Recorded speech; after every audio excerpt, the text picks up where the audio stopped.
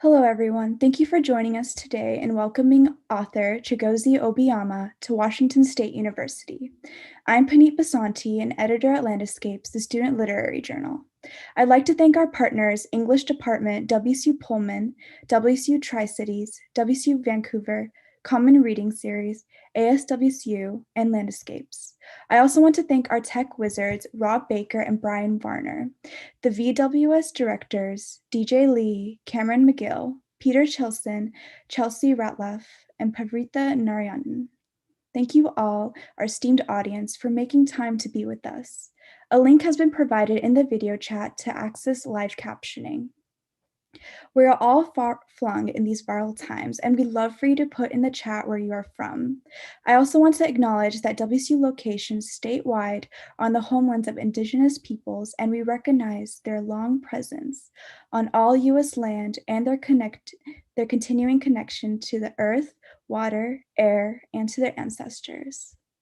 Some of you are coming to us through Common Reading, a fantastic program run by Karen Weatherman, which serves so many students and engages folks across the university. We're thrilled to have Chigozie Obioma with us tonight and for how he adds depth to our Common Reading conversation around Trevor Noah's memoir, Born a Crime, which is about growing up in South Africa. Chigozie's first novel, The Fisherman, a finalist for the Booker Prize, also explores childhood in Africa, the trials and adventures of four young brothers in a small Nigerian town. If you're here for the Common Reading event, we will put the sign-up link in the chat toward the end of the reading, so watch for it. Before we begin, a couple of housekeeping items. Number one, please use the YouTube chat to engage and respond throughout the reading. And we'll have a Q&A after the reading where you can ask your burning questions. Number two, our next event hosted by WSU's Visiting Writers Series will be award-winning poet and all-around amazing human Major Jackson on March 1st at 7 p.m. This will be another YouTube live event, so look for that on our website. We hope to see you there. Now I'll turn the virtual floor over to Professor Peter Chilson, a scholar of African literature who has several books about his years in Africa as a teacher and journalist. Tonight, Professor Chilson will have the honor of introducing our author. Thank you.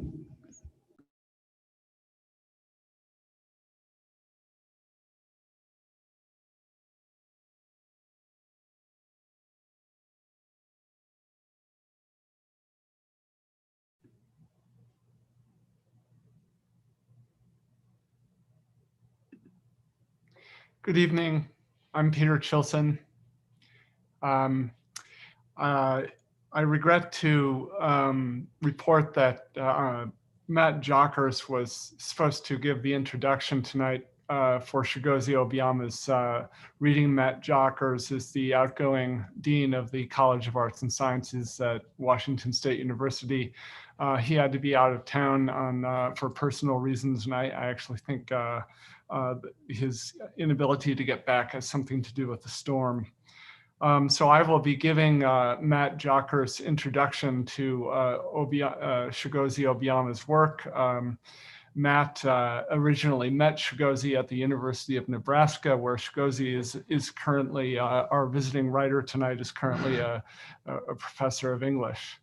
It is my great pleasure to introduce to you, in Matt Jockers' words, my friend Chigozie Obioma this evening. Chigozie and I were colleagues for several years when I was at the University of Nebraska, and I'll share with you that I really miss his good company.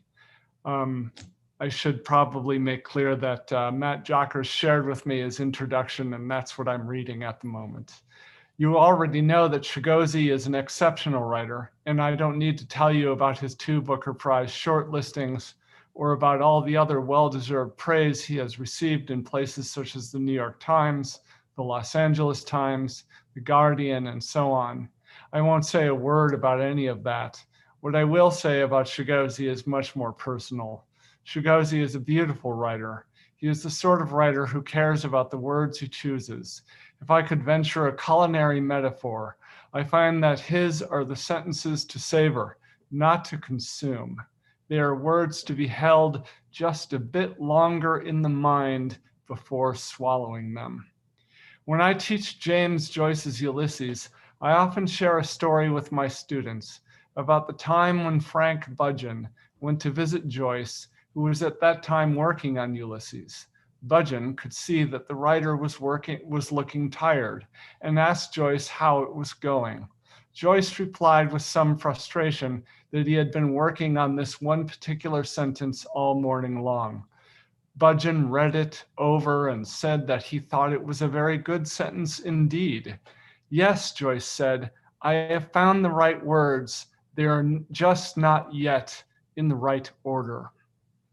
I cannot tell you with any certainty if Chigozie has ever spent an entire morning agonizing over a single sentence, but when you read his prose, you will know that you are in the hands of a master wordsmith and in the hands of a writer who cares deeply about his diction and his syntax. When I read The Fisherman, Chigozie's first novel, I was constantly struck by the precision and elegance of the prose. It is in many senses the best words in the best possible order. Reading his books, you also know that you are in the hands of a writer who is conscious of his traditions. In this case, I mean very specifically traditions in the plural, because Chigozie is a writer who draws from his Nigerian traditions as much as he does from his English ones. While reading his work, I hear thoughtful echoes of the great canonical English writers, Shakespeare, yes, and Milton, but also Hardy and Nabokov. And I can hear too an orchestra of more modern classics. And I am sure that those in the know can hear similar echoes from African traditions. I'm not so well read in those traditions to offer any comment other than to say that I can hear those other voices and traditions woven and intermixed beautifully with those with whom I am more familiar. So yes, Chigozie is a beautiful writer, but you already know this. So I will share with you that Chigozie also happens to be a beautiful human being. These are two things that don't always come in the same package. He cares deeply about his creative work, he cares deeply about his students, and he cares deeply about his colleagues, his department, and his discipline.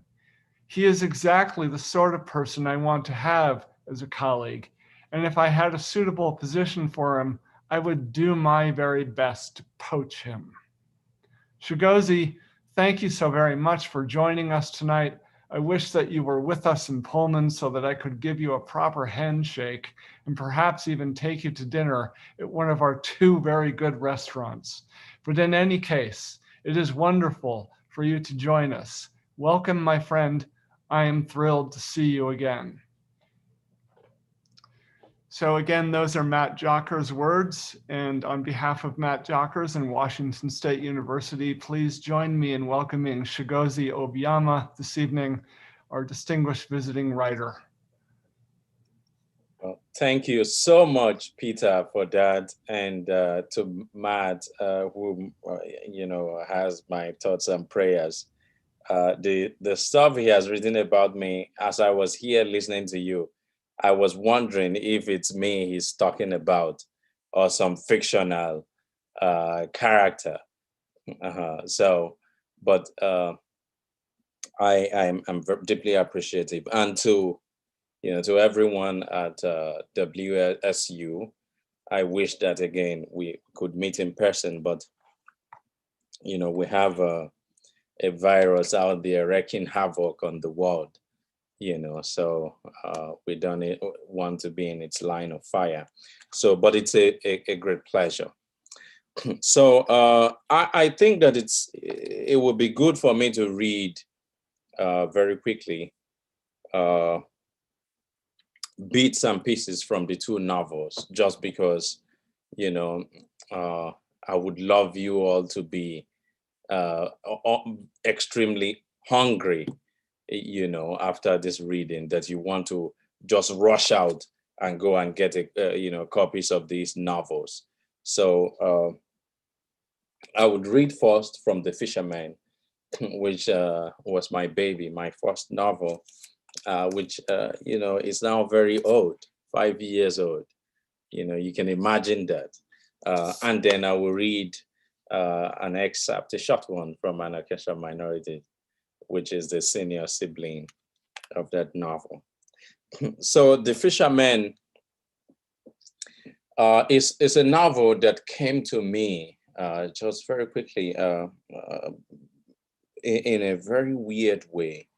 So something happened to me. I went from Nigeria to the oddest of places for college. I just told the class, Peter's class, a moment ago about brief about the story.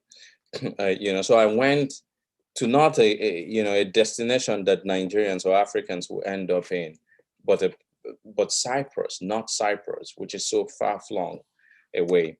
And when I got there, I discovered something interesting, that now that I was away from Nigeria and that I was no longer, having a kind of an access to my siblings. So I come from this very unusual family of 11 other siblings, a very crowded home. So I began to think about my siblings in a very fond way.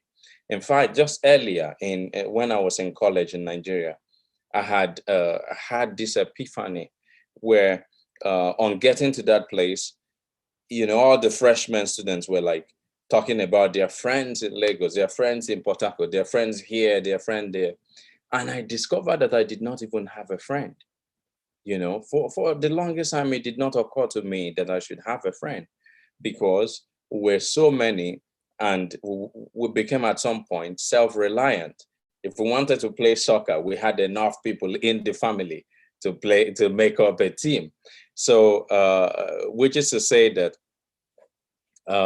I began, to see my siblings as something very different, and I began to think about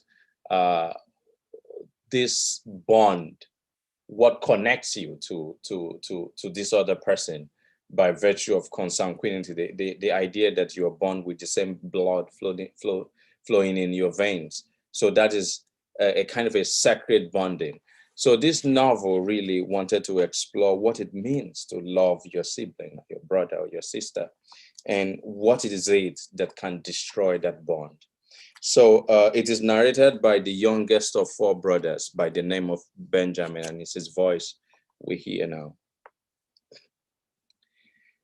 A little more than a week before the neighbor caught us, my brothers and I were returning from the Omiala River with the other boys when we met Abulu along the sandy pathway. We had just completed a fishing section at the river, and we're walking home discussing the two big tilapias we'd caught that day, one of which Ikenna had fiercely argued was a symphosidon.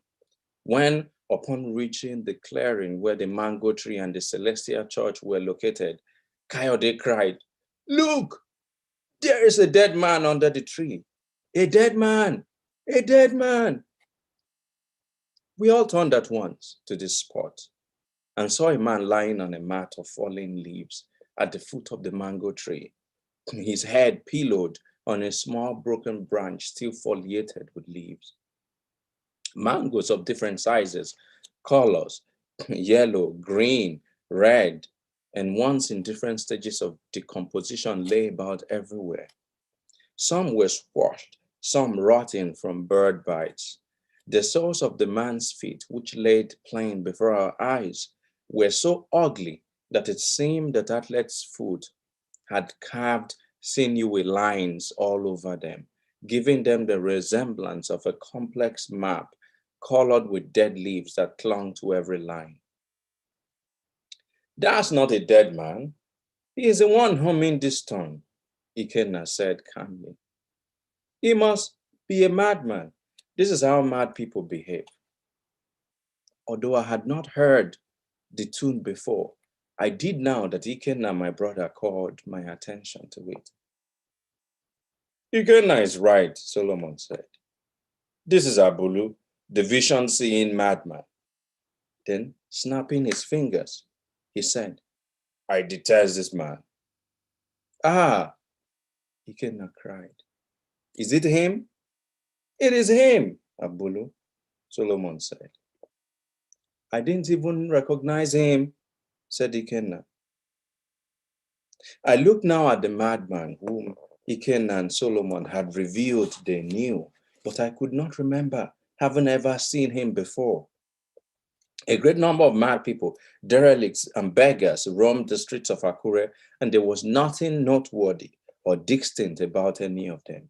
It was thus strange to me that this one not only had a distinct identity, but also a name that people seemed to know. As he looked on, the madman raised his hands and held them strange in the air, still with a sublimity that struck me with awe. Look at that, Pocha said. Abulu sat up now, as if glued to the spot, peering straight into the distance.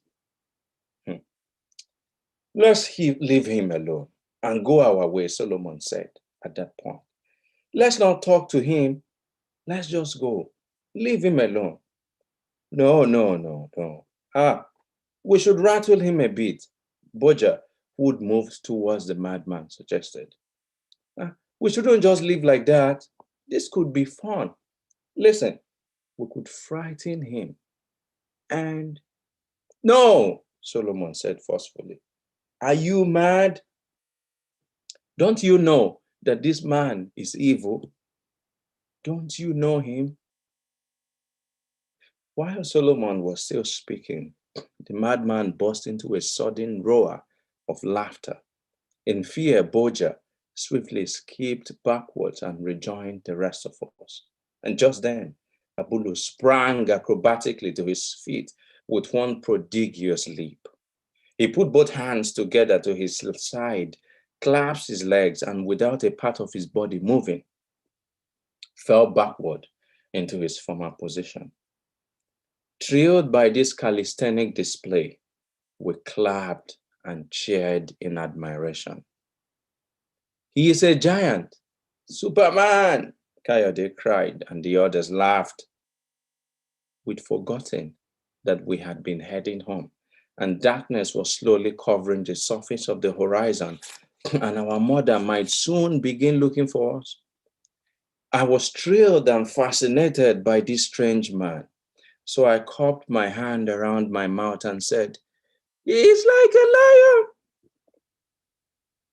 You compare everything to animals, Ben, Ikenna said, shaking his head as if that comparison has annoyed him. Oh, he's not like anything, you hear? He's just a madman, a madman. Lost in that moment, I watched this awesome creature with all the concentration I could gather until details of him filled my mind. He was robed from head to foot in field. As he rose spryly to stand, some of the field rose with him, while some was left in patches on the ground. He had a fresh scar on his face just below his chin, and his back was caked with a dripping mess of some dead mango in a state of putrefaction. His lips were dried and cracked. His hair was unkempt. It stretched like tendrils, giving him the appearance of a Rastafarian.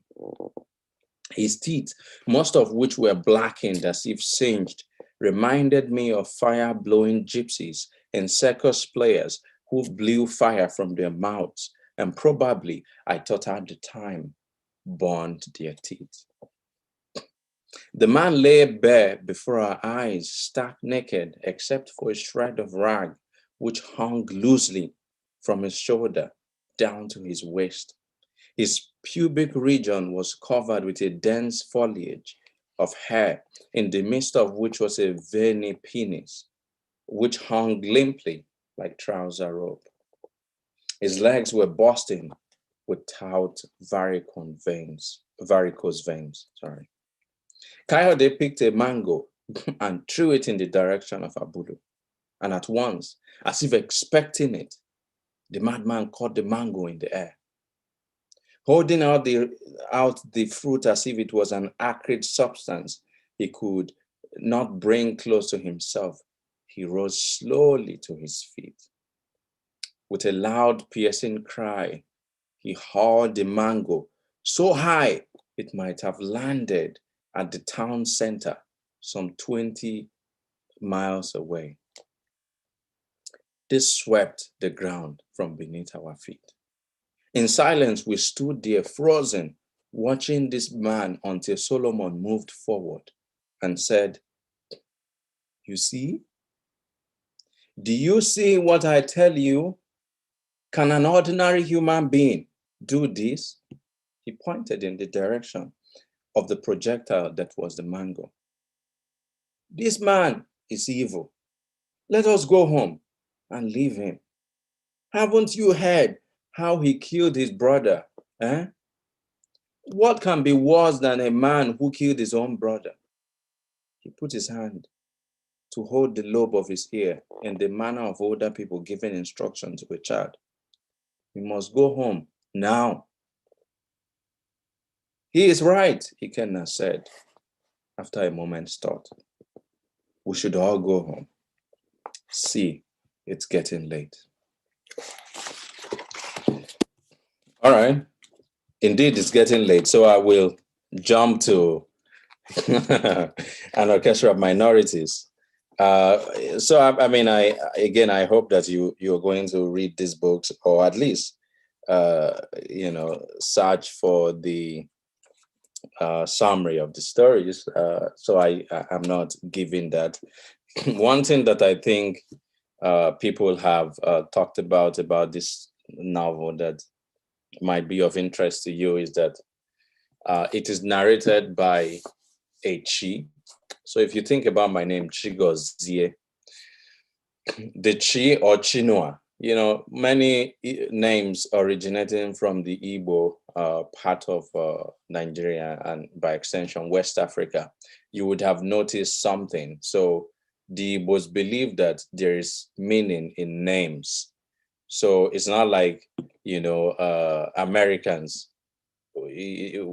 sometimes you don't really have meaning to your name. I've seen people whose names are Stones, for instance. I mean, I'm not saying that we're better, just joking, but Stone, for instance, and an Igbo man or woman probably would not name their child Stone, but there's always some kind of prayer or evocation, a kind of a spiritual connotation to the names. So the Chi in Chigozie or Chinua or Chimamanda or something like that is a guardian spirit that the Igbo people in their cosmology and religion believe ensource every individual who is born into this world.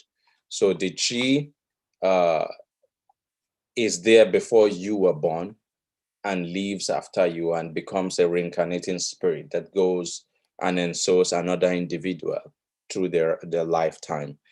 So the Chi of Chinonso is the narrator of this novel.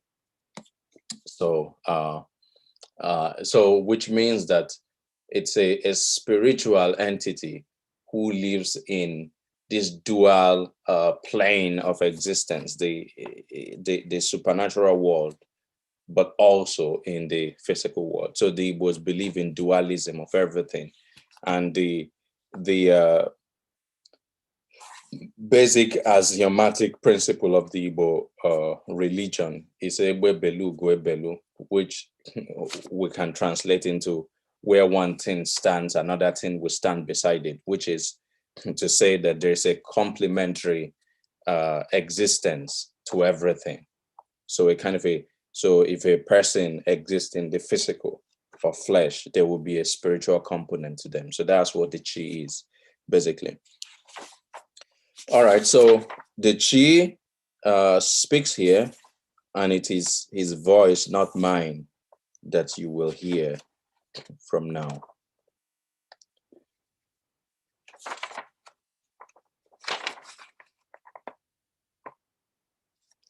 The eastern darkness had fallen, and the road ahead behind was blanketed in a kilt of gloom when he arrived at the bridge over the Amat River. My host had heard only the previous week that the river had overflowed and drowned a woman and her child. He didn't usually put stock in the rumors of mishaps that passed around the city like a weighted coin, but this story had stayed in his mind for some reason which I, his chi, could not understand. He was barely at the middle of the bridge thinking of this mother and child when he saw a car parked by the railings, one of its doors flung wide open. At first, all my host saw was the car, its darkened interior, and the speck of light reflected on the window of the driver's side. But as he shifted his gaze, he caught the terrifying vision of a woman attempting to jump over the bridge. Agunjiebwe.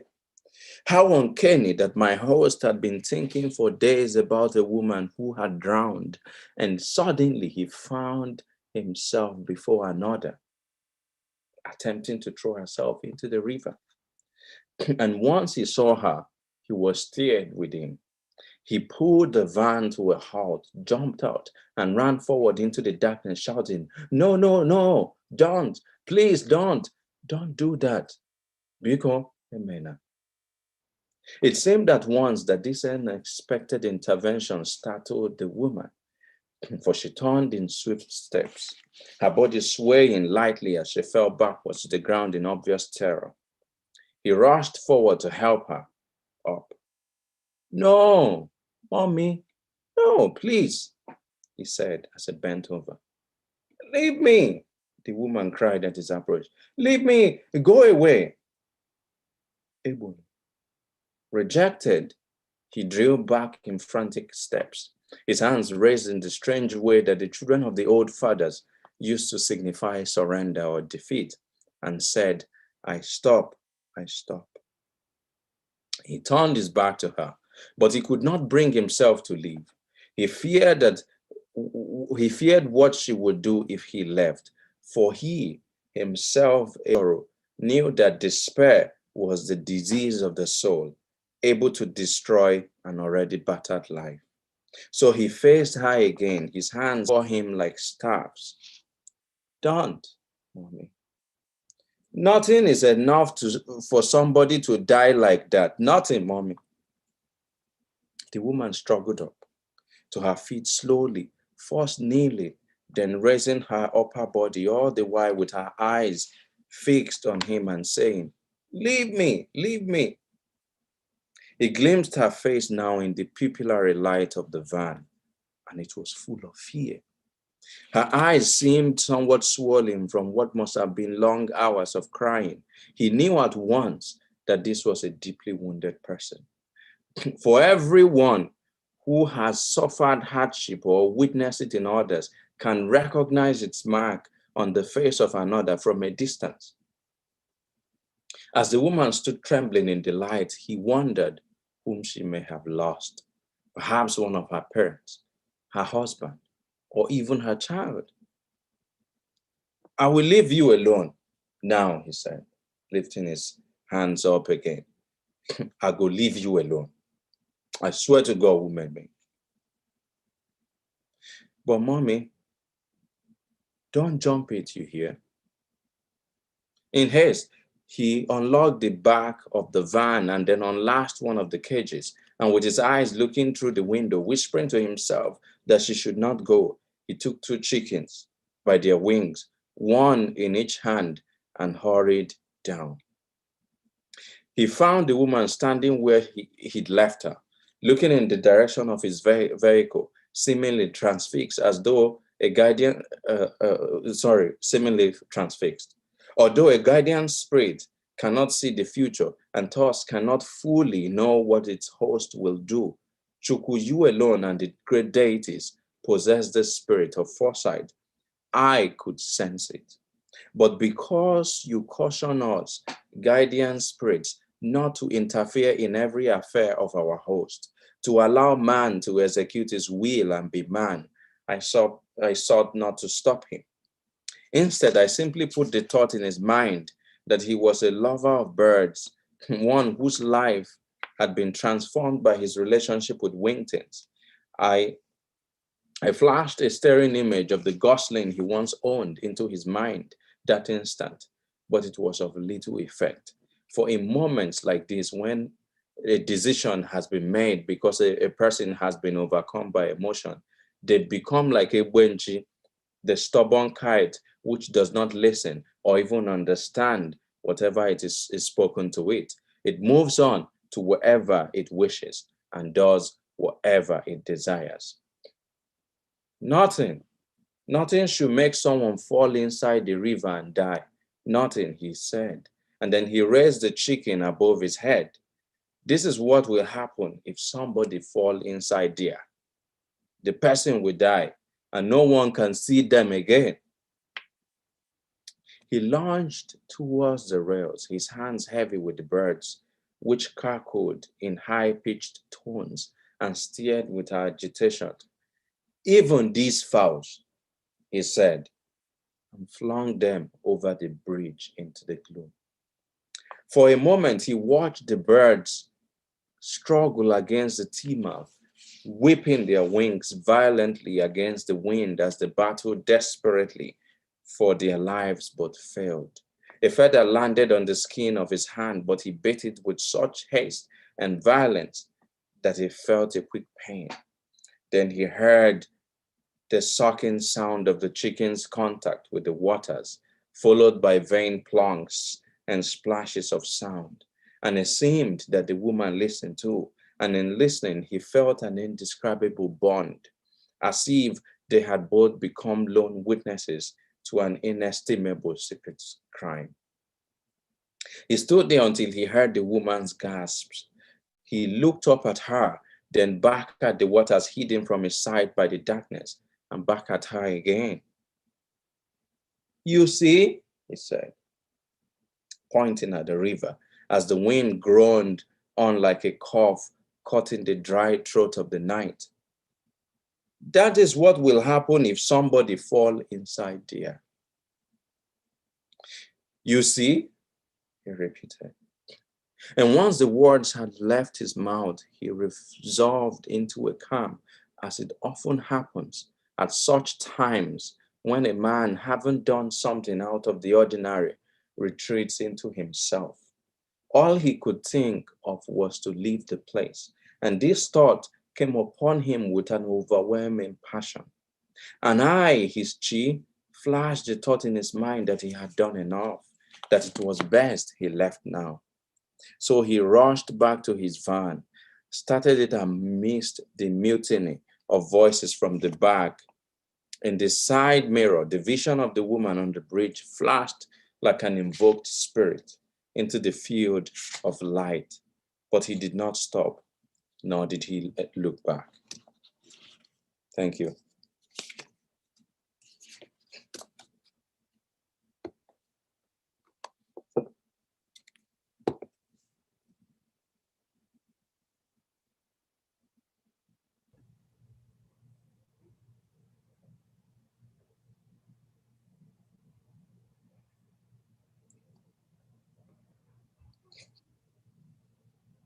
So there's going to be questions, right? Right. Okay.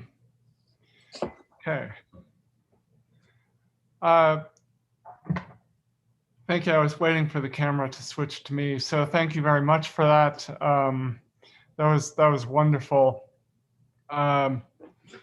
So can you tell us, I just thought I'd start off with a general question about your work. And can you tell us a little bit about where the story of the fisherman comes from? Is it something that reflects, well, obviously it reflects your experience, but I'll just leave it at that. Can you tell us where the story comes from, how you thought of it? Well, the story of the fisherman, I think I touched on it a little bit in my introduction before I read the novel. So I went to Cyprus to go to school, and once I got there, I began to feel this overwhelming sense of nostalgia. And really, frankly, I wanted to go back to Nigeria. I longed to return, and so one day, in 2009, I had been in Cyprus for about almost 2 years. I had this phone call from my dad, and he was just going on and on about my two oldest brothers.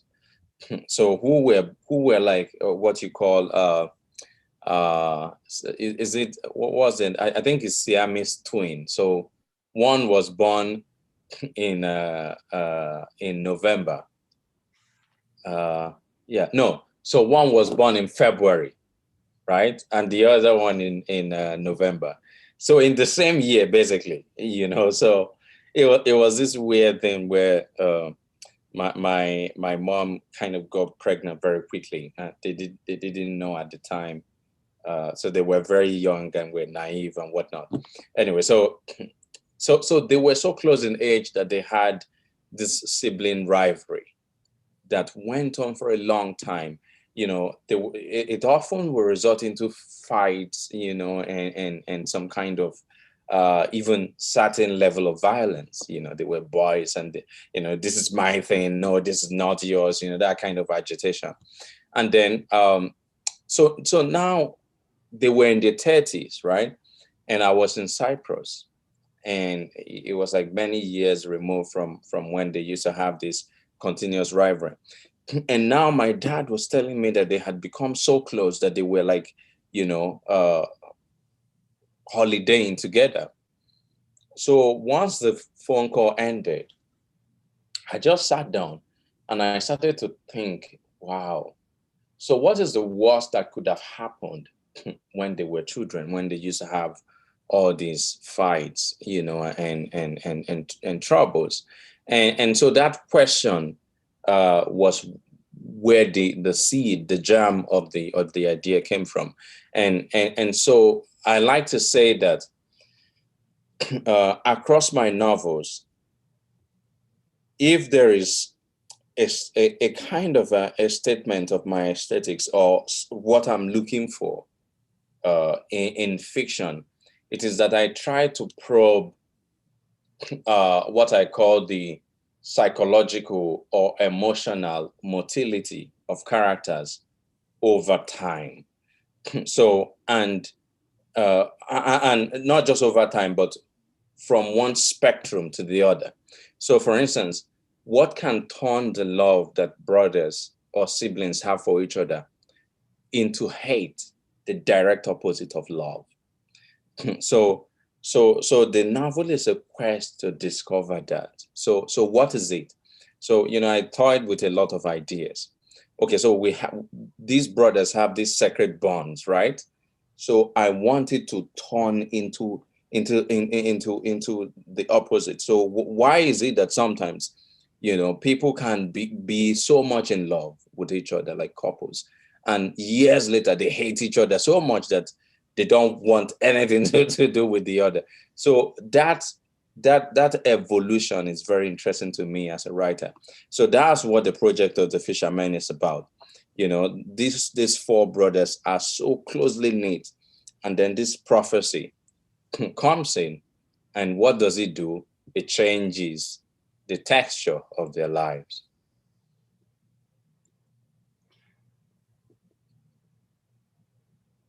One of the great things I liked about The Fisherman is that narrative arc that shows us the evolution of the parents' relationship and the evolution of the brothers' relationship. It's really masterful. It's one of the things that really helped me turn the pages of the novel. So we've got a number of questions here. Gabriel Davis asks this. My question for you, Chigozie, is how do you find the perspective to take things from a supernatural view?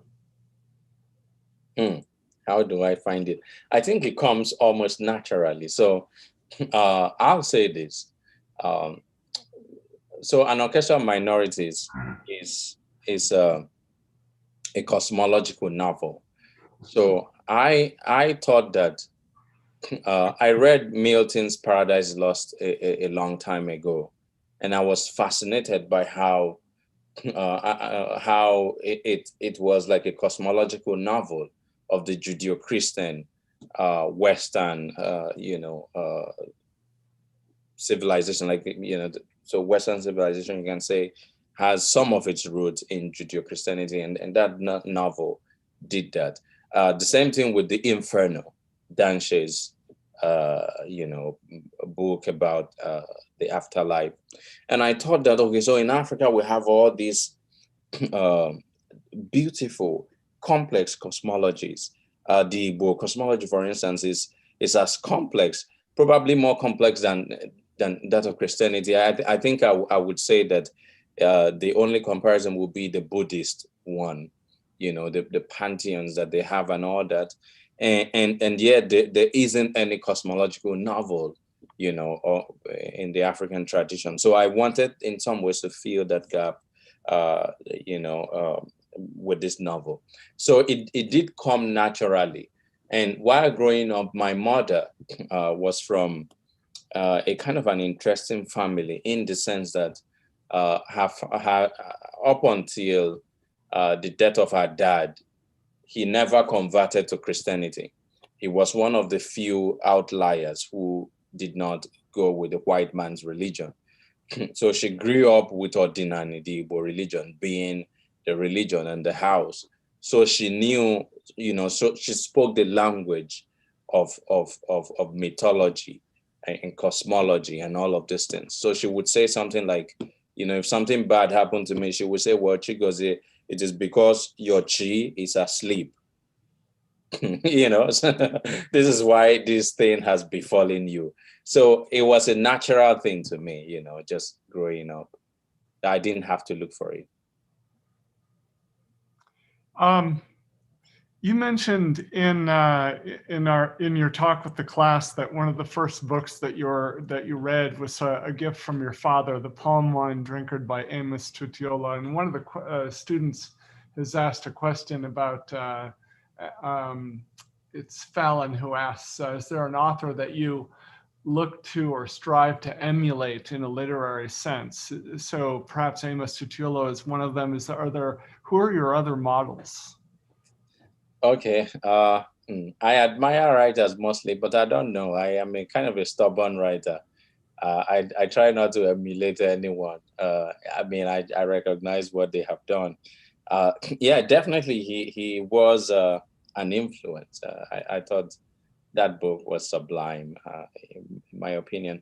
But, the great novelists of the African tradition, Chinua Achebe, Wole Soyinka, whom I've come to know and has been a source of great encouragement to me personally.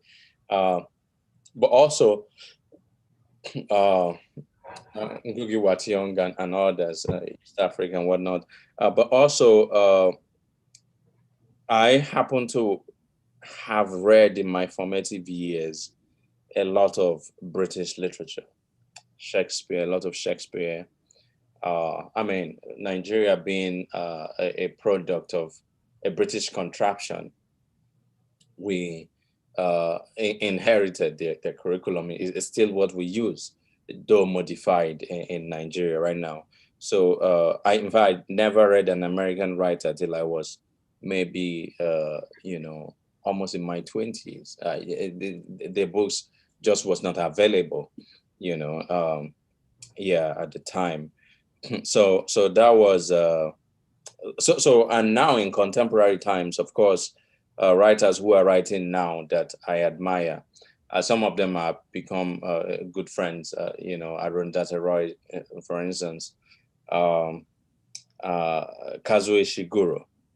I really admire The Remains of the Day. I think it's a perfect novel, almost, and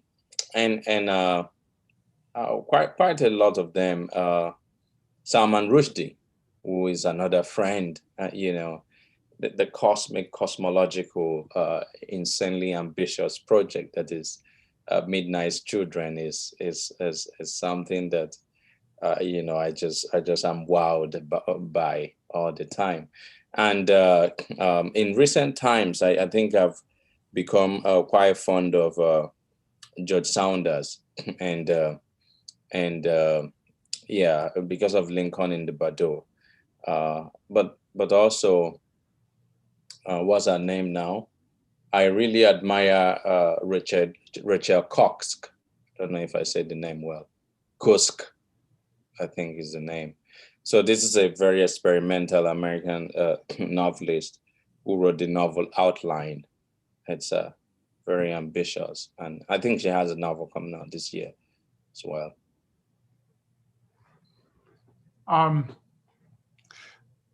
Logan asks, what's the hardest thing about being a writer? Mm. Isn't that the greatest question I've ever heard? Well, hardest thing. You know,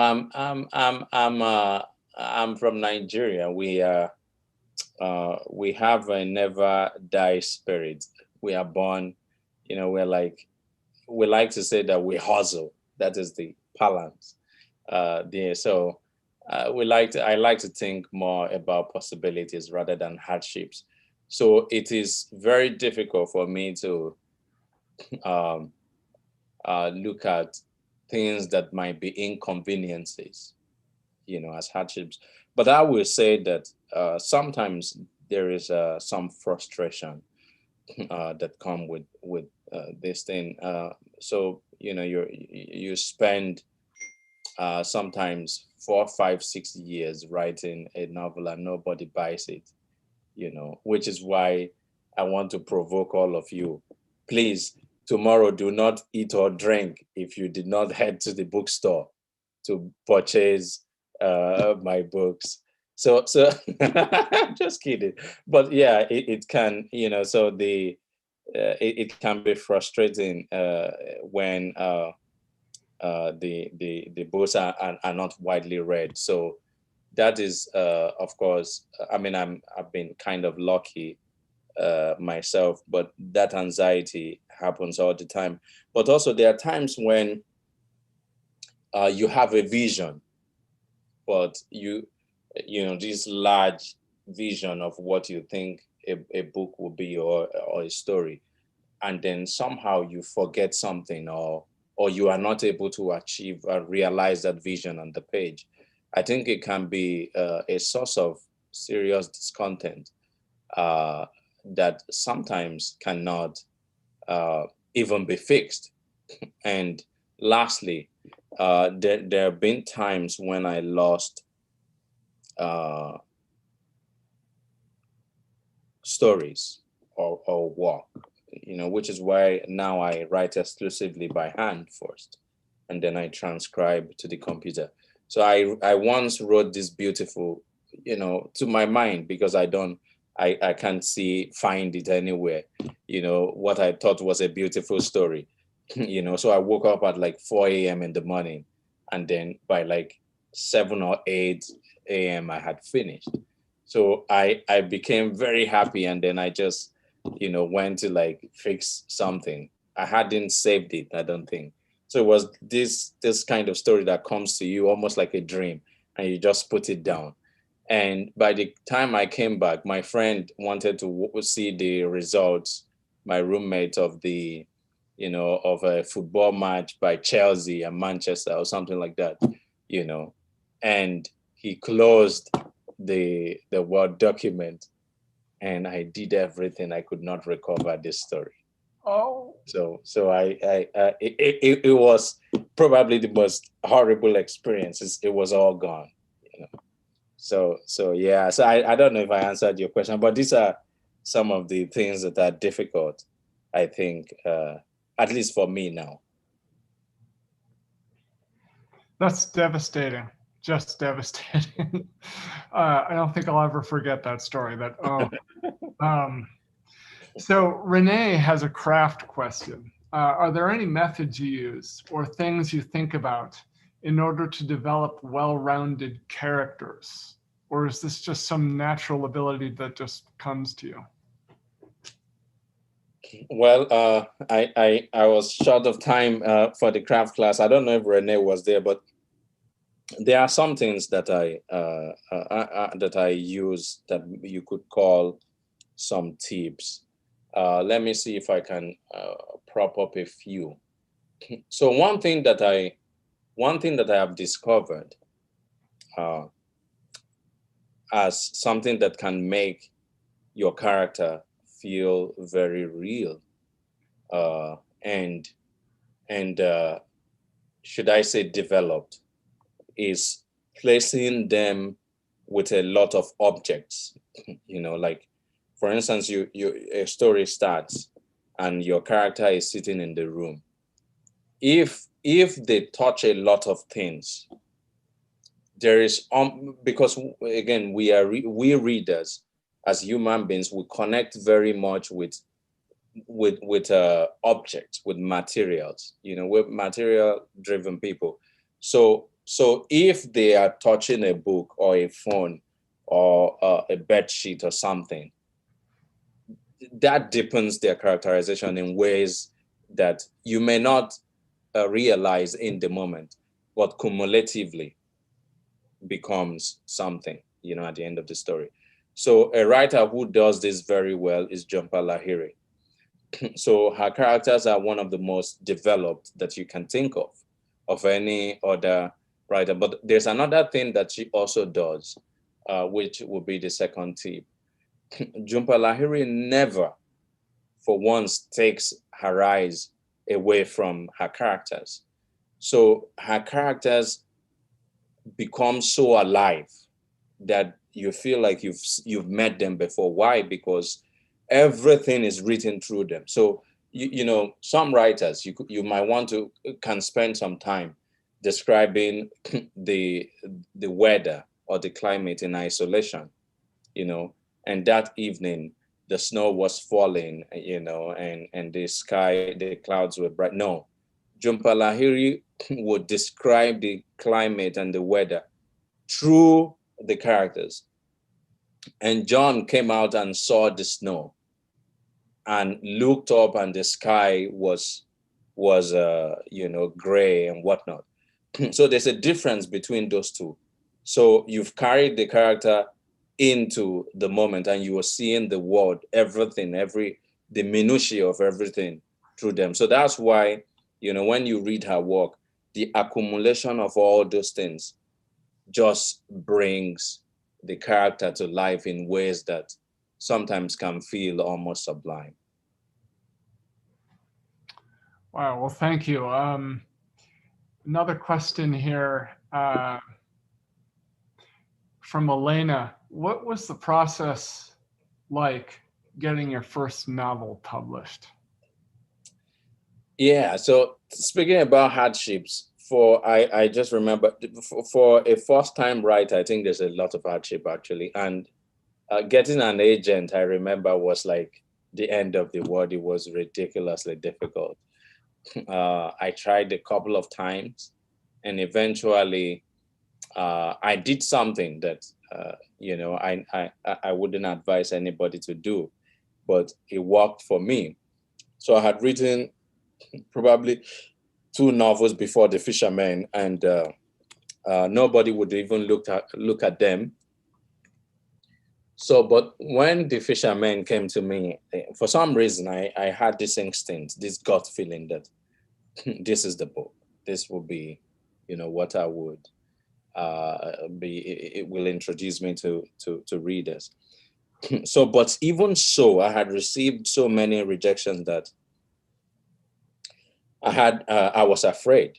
I had anxiety. So what I decided to do was, I had written the novel about probably a third completed, and then I stopped, and then I distilled the whole kind of outline down, the story, the whole story, down into a short story of 5,000 words.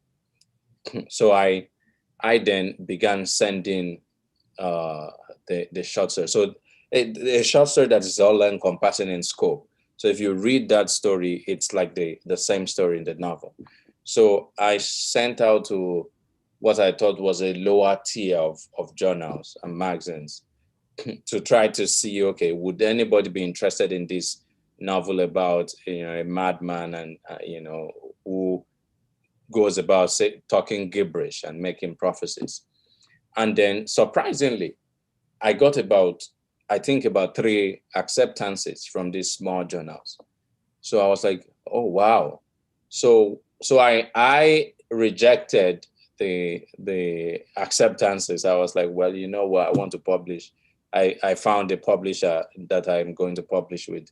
I'm sorry, I cannot give you this story now. I changed my mind, something like that. So then I was like, okay, well, these people seem to be interested. Then again, I said to myself, maybe it's just because they are small, journals. Let me try the big ones. If these ones, accept, then I would know that, yes, this story is going to succeed. So I sent it out to the New Yorker, Paris Review. Obviously, these ones don't read submissions that are not agented. So, and Virginia Quarterly Review. So it took about a year, and then I got acceptance by Virginia Quarterly Review. So that was when I decided to complete the novel. So once I did that, I just, it was very easy to get an agent then. So that's how I first became published for the first time, by this crazy experiment, that I did. Thank you. You recently gave an interview to Inland 360, a magazine of the Moscow Pullman Daily News here in our area, and I wanted you to, if you could, talk a little bit more about something that you told them about the insularity of American culture. And your observations on the way the national discussion is going with regard to issues of racism, as opposed to racism you've seen and witnessed and experienced yourself in other countries, namely in Cyprus. And we talked about this, I realize, in our last class, but we have a much larger audience here. So, and I think you might have a little bit more time also to unpack that. Yeah. Well, I can't recall exactly what I said about insularity to that magazine, but of course I remember what I said about racism. But I think the insularity, yeah, okay. So in general, I think most Americans don't probably, I mean, for obvious reasons, understand this, but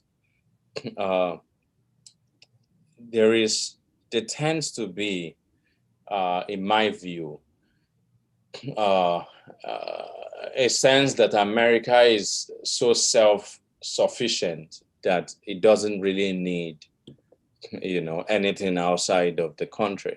So, and if you look at a lot of things, like let me use sports as an example. In the world outside of this country, football is not football. I mean, it's a different thing. It's what you call soccer. But why did America insist that football is soccer, and that soccer is not football? Football is a different thing that is American. Well, I think my theory is that it's because America right now are not doing very well in soccer in the international level. Once America begins to dominate, it will become football. Maybe they will change the name for what NFL players play. Maybe that will be handball or something. I don't know, but so you get the gist. Like America dominates in women soccer, by the way. So that is something. So that exists, So we talk about it here in America, and but in other sports, basketball and whatnot, where America dominates, there is no question. It is basketball.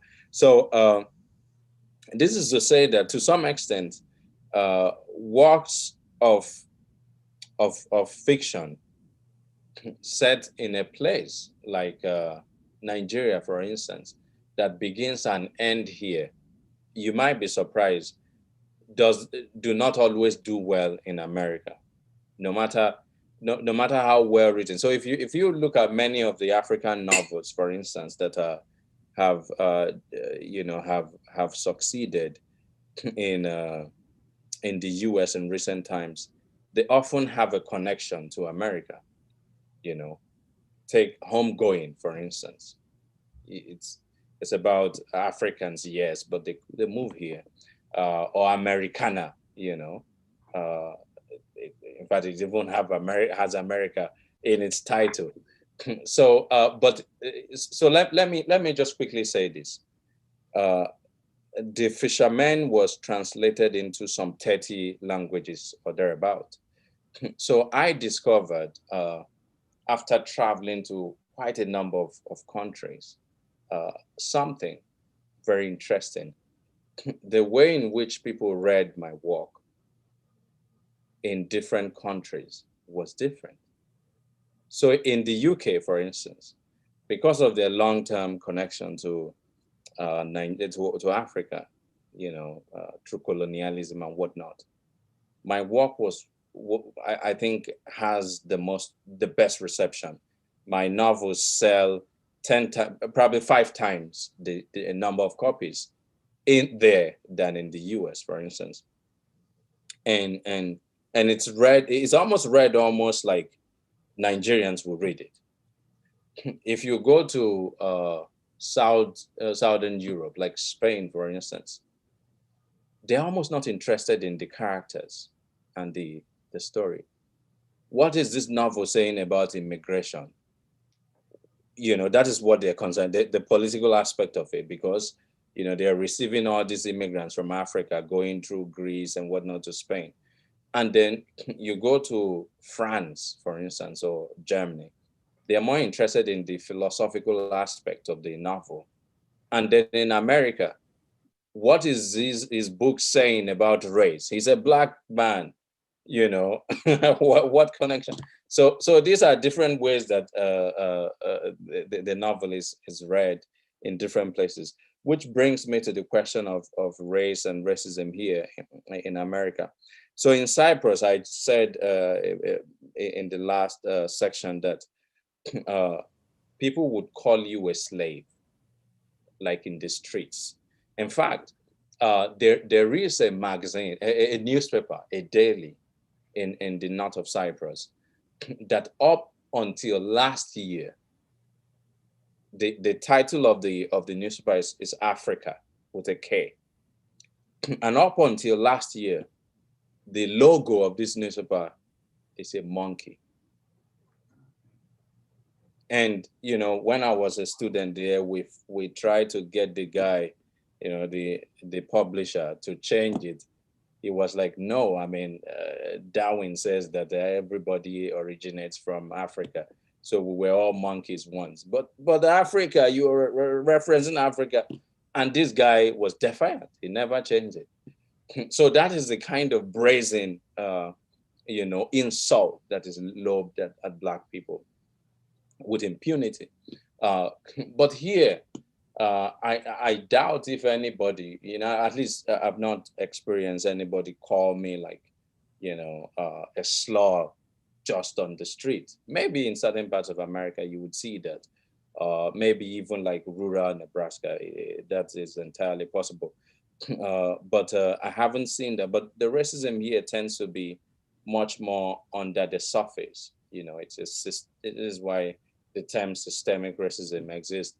um, it comes through the system. Somebody who is a racist can join the police force to be able to, exercise some kind of dominance on Black people. So it is a kind of a systematic one, rather than the harsher in your face kind of racism that you get in places outside of America. And this is not just in North Cyprus. It's in Turkey, it's in India, even in Asia, in China, for instance. Uh, you experience this day to day. In fact, one last point on that. I learned the Turkish language. I speak it not as fluent now that I no longer live there, but when I learned the language, it was so bad because now I could go into buses and then I could understand what people were saying about me, that at some point I was like looking for a psychologist who could teach me how to unlearn the language.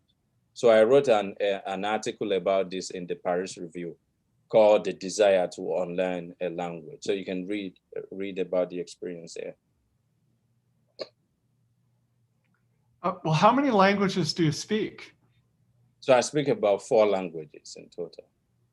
I think that in America, where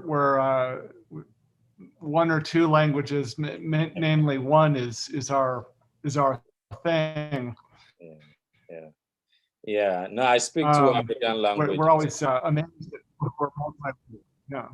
But from my time in Africa, I realized that I learned from my students. I was a Peace Corps volunteer that surviving meant having to learn multiple languages, and I get this impression that you were able to pick up Turkish fairly quickly. Yeah. So yeah, in a way, yes. I think that might have been part of it. I mean, in The Fisherman, for instance, I talk about this through the lives of the boys. So if you're born into a post-colonial country like Nigeria, you are almost immediately bilingual, at the very least. You're speaking your parents' language, and there could be different languages, from the parents, and the English language. For me, it was like 3 languages all at once. So I was Igbo. I'm Igbo, but I was born in Yoruba land, where another language was spoken, and then there was English. So what ends up happening is that you compartmentalize the languages and assign uses to them, So that's what happened to me. Well, we're getting close to out of time. There are still more questions. Would you entertain questions from students on email occasionally? If we've got questions, do you write in English, for example? If I can get all of them in one pool, why not? Yes, I will. Okay. Another person Ali asks, when writing a story located in another country, would you suggest to imitate a similar storytelling style from that country? No, I don't think so. I would just write it how I want. Yes. So, well, I think, we've really gone over time, and I want to thank you very much for your generosity and spending some time with us tonight. It's after 10 o'clock p.m. in Lincoln, Nebraska, where you are. You may get some emails from my students with regard to craft questions. I hope not too many. And I want to thank everyone for coming, and also encourage everyone to come to the reading by the poet Major Jackson on March 1st. Also at this same channel, same time, 7 p.m.